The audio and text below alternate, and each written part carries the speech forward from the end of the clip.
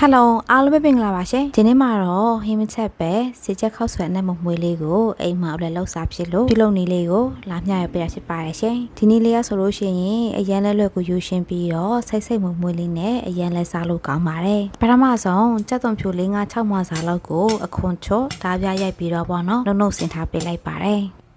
်ဒီစီချက်ခောက်ဆွဲလုပ်နေလေရဆိုလို့ရှိရင်အရင်လွယ်ကူတယ်ပေါ့နော်တကယ်လို့အိမ်မှာဟင်းချဲတာပြင်းတယ်လွယ်ကူနဲ့တမျိုးတည်းနဲ့ပေါ့နော်စားလို့ကောင်းတဲ့ဟာတွေလှုပ်စားချင်ရင်ဒီနေ့လေးတိုင်းလှုပ်စားကြပါနော်အရင်ကိုစားလို့ကောင်းပါတယ်ရှင်ဖြိုးဆိုလဲအိမ်မှာဟင်းမချက်ဖြစ်တဲ့နေ့တွေဆိုလို့ရှိရင်အခုလိုမျိုးလေးပဲလွယ်ကူလေးအမြဲလှုပ်စားဖြစ်ပါတယ်ကဲဖြိုးတို့ချက်သွန်ဖြူကိုနှုတ်ဆင်ပြီးပြီဆိုလို့ရှိရင်တော့ရေဆေးတန့်စင်ထားတဲ့ချက်သွန်မိတ်လေးနှဲငယ်ကိုလည်းမထူမပွားနေထားလေးတွေထိထားပေးလိုက်ပါမယ်နော်ဒီနေ့လေးဆိုလို့ရှိရင်ချင်းငန်ဆက်မစားနိုင်တဲ့သူတွေပေါ့နော်ချင်းငန်ဆက်ရတာကိုမကြိုက်တဲ့သူတွေအတွက်တော့အရင်ကိုအဆင်ပြေပါတယ်နောက်တစ်ခုကကလေးလေးတွေလှုပ်ကြည့်မယ်ဆိုလဲအရင်ကိုအဆင်ပြေတယ်အစားစားလေးတစ်မျိုးပဲဖြစ်ပါတယ်ရှင်ချက်တော်မိတ်ကိုလှီးပြီးတာနဲ့ဖြိုးကဒီကြက်ရင်ပေါင်းနှစ်ခုကိုလည်းအခုလိုမျိုးလေးမထုံပွားနေထားလေးတွေပေါ့နော်အမြောင်လေးတွေလှီးပြီးတော့လေးတော့တုံးနေထားလေးတွေပြန်ပြီးတော့လှီးထားပေးလိုက်ပါတယ်ဒီနေရာမှာအတုံးချီသေးအထူပါကတော့ကိုစိတ်ကြိုက်လှီးဖြတ်ပေးနိုင်ပါတယ်နော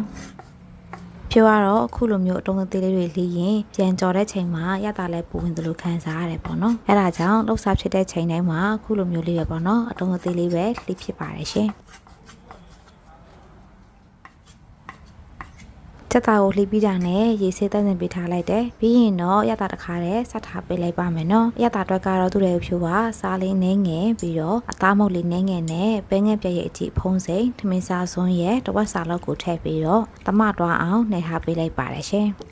ဒီရတာလေးတွေစိတ်ဝင်သွားအောင်ပေါ့နော်တေချာလေးနှိပ်ထားပေးလိုက်ပါတယ်ကဲပြီးနော်ဖြိုးတို့ချက်သားကိုခဏလောက်နှက်ထားပေးလိုက်မယ်ပေါ့နော်ချက်သားကိုနှက်ထားရင်းနဲ့ဖြိုးကချက်တဖြူစီချက်လေးလာချက်ပေးလိုက်ပါတယ်ရှင်စီချက်လေးချက်ပေးရန်အတွက်အရင်ဆုံးအိုးထဲကိုစီထည့်မယ်စီပူလိုက်ရင်တော့စနေမုတ်လေးနှင်းငယ်ကိုထည့်ပေးလိုက်ပါမယ်ပြီးရင်တော့ခဏကဓာပြရိုက်ပြီးပေါ့နော်နှုတ်ဆင်ထားတဲ့ချက်သွန်ဖြူကိုထည့်ပြီးလို့ရှိရင်တော့ဒီချက်သွန်ဖြူအရောင်လေးတွေပေါ့နော်ရင့်လာပြီးတော့အနက်လေးမွေးလာတဲ့အထိကြောက်သွားပေးလိုက်ပါတယ်ရှင်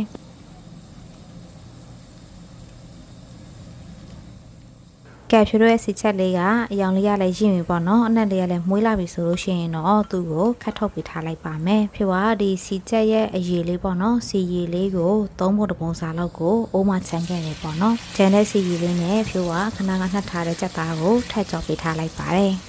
ဒီချက်သားကိုကြတော့ဖြိုးကလုံးဝရေတွေခမ်းပြီးပေါ့နော်စီလေးပြန်ပြီးတော့ကြို့လေးဖြစ်လာတဲ့အထိခဏလောက်ကြော်သွားပေးလိုက်ပါတယ်ရှင်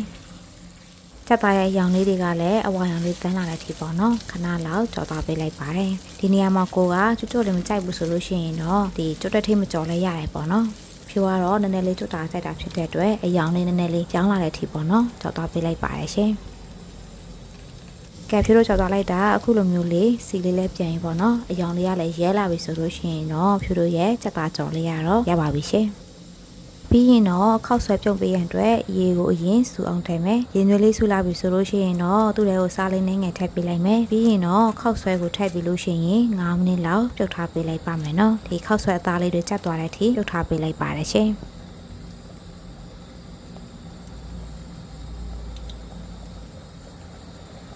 ကဲဖြိုးတို့ပြုတ်ထားတဲ့ခောက်ဆွဲလေးရလည်းကြက်နေပြီဆိုလို့ရှိရင်တော့သူ့ကိုရေနေရေလောက်ပေါ့နော်ရေအေးလေးနဲ့ဆေးချပြီးလို့ရှိရင်ရေစစ်ပေးထားလိုက်ပါမယ်ရှင်ကဲခုဆိုလို့ရှိရင်တော့ပေါင်ပစ္စည်းတွေလည်းအားလုံးအဆင်သင့်ဖြစ်နေပါပြီအားလုံးလည်းအဆင်သင့်ဖြစ်နေပြီဆိုလို့ရှိရင်တော့ဖြိုးတို့စပြီးတော့ဒီစီချက်ခောက်ဆွဲလေးကိုတုပ်ပေးလိုက်ပါမယ်နော်အရင်ဦးဆုံးသုံးမခွက်ထဲကိုစားနှဲငယ်ထည့်တဲ့အသားမုံနှဲငယ်ထည့်တယ်ပြီးတော့တကြားလေးနှဲငယ်နဲ့ညှက်ကောက်မှုလေးနှဲငယ်ကိုထည့်ပေးလိုက်ပါတယ်ပြီးတော့ပဲငက်ပြည့်ရဲ့အချီလေးနှဲငယ်ဘင်းငယ်ပြည့်ရဲ့အနောက်လေးနှင်းငယ်ကိုထည့်ပေးရနဲ့ခဏငါချက်ထားတဲ့ချက်တော့ဖြူစီချက်လေးကိုဖြူတို့ကိုလိုအပ်သလောက်ထည့်ပေးလိုက်ပါမယ်နော်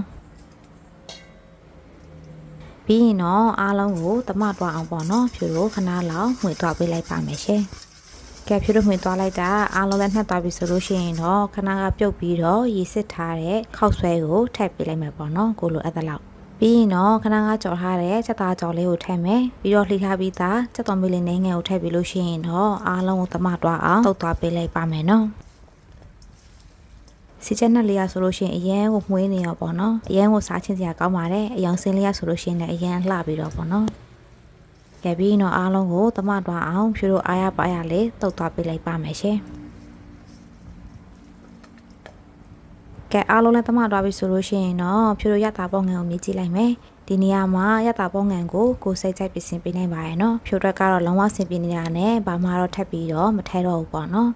ကဲရတာလည်းလုံးဝဆင်ပြေတယ်ဆိုလို့ရှိရင်တော့စားမကန်ထဲကိုထည့်မယ်ပြီးရင်တော့သုံးဆောင်နိုင်ပါပြီရှင်ကဲအခုဆိုလို့ရှိရင်တော့အရက်လွယ်ကိုယူရှင်းပြီးတော့ရတာအရန်ကိုကောင်းတယ်ဖြိုတို့ရဲ့စက်တာစီချက်ခောက်ဆွဲလေးရတော့စားဖို့အဆင်သင့်ဖြစ်နေပါပြီရှင်စားလို့လည်းကောင်းပြီးတော့လုံနီလေးရလည်းလွယ်ကူတာမို့ဒီဗီဒီယိုလေးကအားလုံးအတွက်အဆင်ပြေမယ်လို့မျှော်လင့်ပါတယ်ရှင်ကဲဒီနေ့ရဲ့ဗီဒီယိုလေးကတော့ဒီလောက်ပါပဲနော်ဒါဆိုဖြိုနဲ့ဗီဒီယိုတက်တင်မှာပြန်ဆောင်ရမယ်နော်အားလုံးအဘိုင်